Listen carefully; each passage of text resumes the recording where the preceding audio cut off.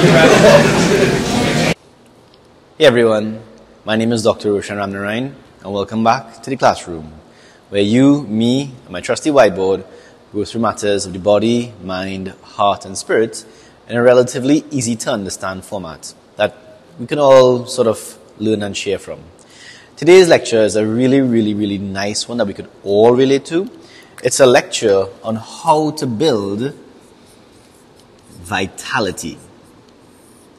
It's something that is really simple in concept, but eludes a lot of us, myself included at times, because the demands of the world is so great that sometimes we feel like we're too little bit of butter spread over too much bread, and we feel stretched so thin. We have our responsibilities from work, we have our responsibilities at home, to our loved ones, to our children, to ourselves even. And so sometimes it might feel as if we're just pulled apart with no time or headspace to be able to catch a breath even. Sometimes I have patients who come and tell me that, Doc, all I do is I just close my eyes at night, wake up in the morning and just go again. And I'm at a frantic pace and I just can't seem to catch myself. And I usually give them the advice that we're going to give in today's lecture. Essentially, how we build vitality, to me at least, in concept, is pretty simple. All the talks I give, it's very simple in concept. But the execution of it, it is the practice of it, that is where the difficulty lies. The everyday consistency, that's really important. And so today, I want to conceptualize vitality as I would a bank account. So one of the things that I want to share with you all is that if we begin to look at our energy, our life force, the Chinese call it chi, the Indians call it prana, essentially the thing that gives us the energy to go, look at that like a bank account. The same way that you would treat your own bank account. The funds going in, and funds leaving. And at the end of the day, we would all like to have a net positive amount when we finish the day, both in our financial bank account and in our energetic bank account as well. So for our financial bank account, it essentially, the equation is that we spend less than we earn. So if for the entire month we earn $10, then the idea is that we spend at most $9. So that way we have, for the very least, $1 left over to roll over into the next month. And that's how we end up in a net positive. That's how we save money. That's the basis behind saving money. Financial advice from your good old doctor, if needs be. So, same thing with vitality. But in this scenario, instead of earning an income, what we have is we have habits. We have habits that rob us of vitality. You know what? Let's not use the word rob. That's not nice. It's a negative one. Let's use the word spend. Let's lean into the money. Spend vitality and habits that deposit. Habits that deposit vitality into the account. And so between these two, the idea is that if we check our everyday life, it is the hope that we would make more deposits, we would have habits that create more vitality than habits that spend. That's easy and simple. Now, I encourage each and every one of you all to pause the video right now and just reflect on the habits that we have on a daily basis. These small things that we do every day. Every day, or not every day maybe, but more often than not. More often than not, do we stop for doubles on the way to work? Do we have soft drink with lunch? Do we stay up late at night playing games or watching TV? These habits and behaviors, think about those things that we do on a very regular basis, and you decide which one of them, which camp do those habits fall into. And I'm sure the vast majority of us would have habits that spend vitality. And that's the sad reality, and that's why we're all very tired people. Because the demands of the world is one thing that drains us of vitality, because we have our responsibilities and our obligations. But on the other hand, and this is the crux of today's talk, a lot of the habits that we have make us spend our vitality instead. And again, don't get me wrong, I'm not saying that we must be prudish, and I'm not saying that we must do nothing that's enjoyable. What I'm saying is that the net, at the end of the day, when we balance up habits that spend and habits that deposit, the idea is that we have a net positive outcome. So let's talk about some examples, for instance. So habits that spend our vitality. So we talked about it. So waking late at night. Now, this really translates to the opposite of here, which is sleeping deeply. Now, when I used to work in the hospital and I worked shift work, I obviously would sleep during the day. And moving over from shift work into regular GP hours, working daylight in the practice I'm currently in, I had a concern. Because in the hospital, I was pounding up and down the hospital 24 hours for the day, very active, pumping people's chests, sweating down the place because it was an open air hospital. And I was concerned that when I came into my cushy office with air conditioning, sitting down all day, I was concerned that I would actually put on weight. But here's the crazy part. Moving from that to here, I lost weight. The reason why? I started to sleep consistently at night. I stopped taking call, I stopped being awake at night, and I started to sleep at night. And as a result of that, my cortisol levels dropped, my adrenaline levels dropped, my stress levels dropped, and I was able to make a lot more deposits into my vitality account. As a result of that, I felt better. I know there are some night owls amongst us, and that's perfectly fine if that works for you, but generally speaking, human beings are meant to be awake during the day. And there are numerous, hundreds of studies that are published that show the ill effects of night work, of shift work.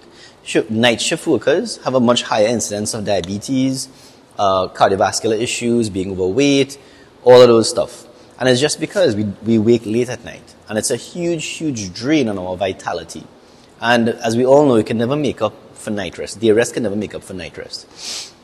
So I encourage everyone to try and have the best sleep that they could have every single night. I have a lecture on getting good quality sleep.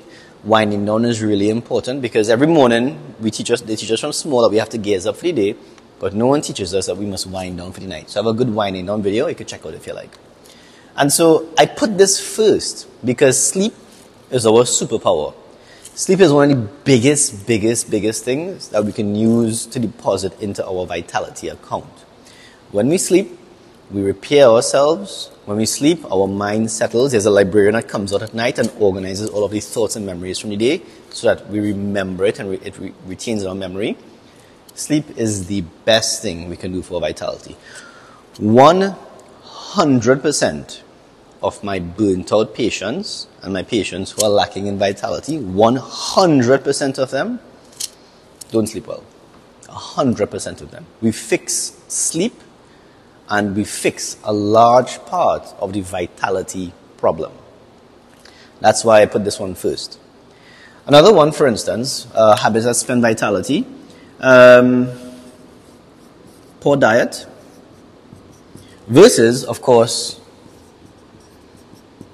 eating well. Now, at the end of the day, guys, the purpose of eating, apart from obviously the enjoyment of the taste and the experience, is for nourishment. And nourishment, when we nourish our bodies with the macronutrients, protein, carbs, and fats, and the micronutrients, vitamins, minerals, electrolytes, all that good stuff, at the end of the day, it should help us to feel more energetic. But who here, after lunchtime, feels like they need to sleep? Because why? We had to spend vitality in order to detoxify the food that we just ate, unfortunately. And so I encourage you guys to use that afternoon itis, as we call it in Trinidad, to be able to figure out if our food choice was the right thing or not. Because if after we ate some food for lunchtime and we feel tired and we feel a bit lethargic, there's a very good chance that you had to spend some vitality, you had to spend vitality detoxifying that food, unfortunately. And so as a result of that, rather than building and depositing in your vitality account, which is the food supposed to do, we spent it instead. It did the exact opposite. And that to me is doubly worse, because a habit such as eating, when it's supposed to help accrue vitality, we're not just losing out on the vitality that it's supposed to have accrued, we're actually going into a net negative. So that to me is doubly worse. So for me, the diet comes as a very, very close second in terms of habits that spend or deposit. The diet is extremely, extremely, extremely important. The last one, I would say, is, and this is something that has happened in the recent past because there are so many challenges that we face in the world right now. And I'm going to put this here. It's quite specific, but it's something that's cropping up more and more in practice. Overcommitment. Essentially, people that overcommit versus folks that have healthy boundaries. So the thing is, just a few days ago, I saw a patient. She came to me, back pain, neck pain, migraines. She's not sleeping well. Her anxiety is at all-time high. I asked her, well, what's going on at home? This month, since December, January, February, she has had 4 sets of guests come in from abroad. And she couldn't tell them no. For some reason, she felt like she had to say yes, and yes, and yes. And she came to me, why? Because she's due for a next trip to go to Tobago with some more guests. And she has difficulty in drawing healthy boundaries, unfortunately. So as a result of that, she has burnt through her vitality account. And as a result, she's unable to essentially balance this and have a net positive, unfortunately. And so, essentially what this represents, either healthy boundaries or overcommitment, what this represents is the choices that we make on a daily basis. My advice, guys, is this. If you are unable to commit to something because it might shaft yourself, it might help someone else, but if you're going to shaft yourself, I would advise that we either defer it or say no or perhaps delegate it to someone else. It doesn't have to be us.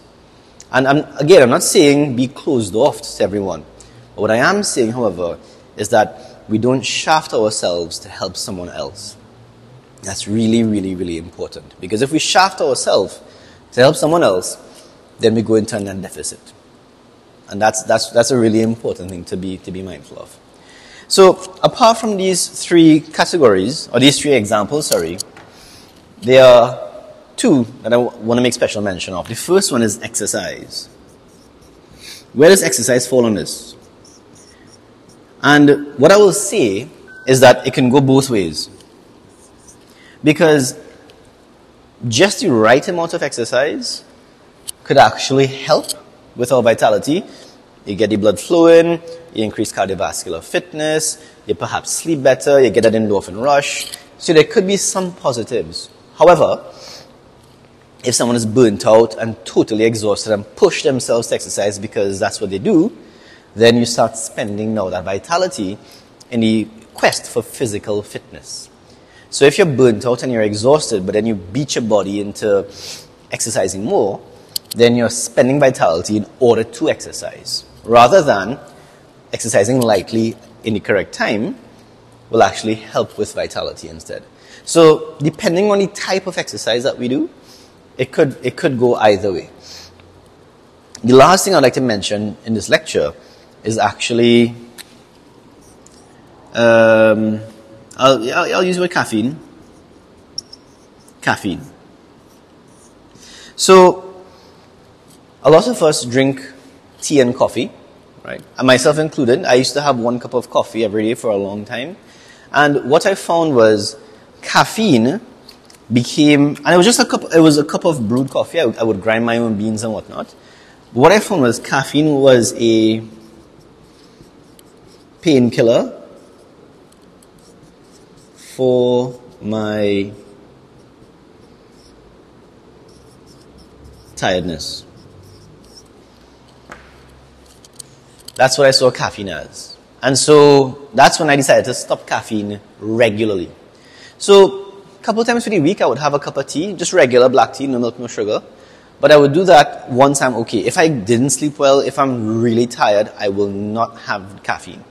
Why? Because I think caffeine acts as a, using this bank account analogy, caffeine acts as a credit card.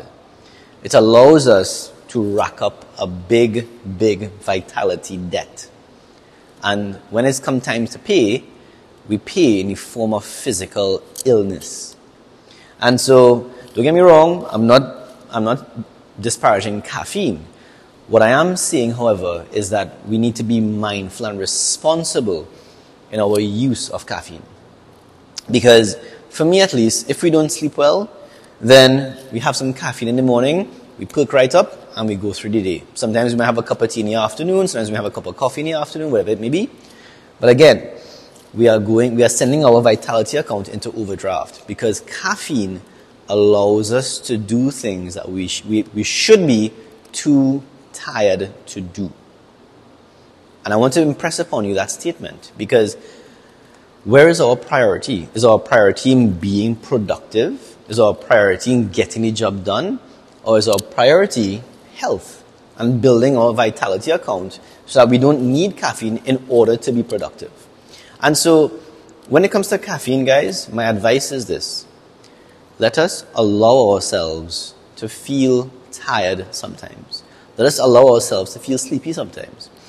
So that way, we will allow our body to rest, rather than stimulate ourselves just to get the job done.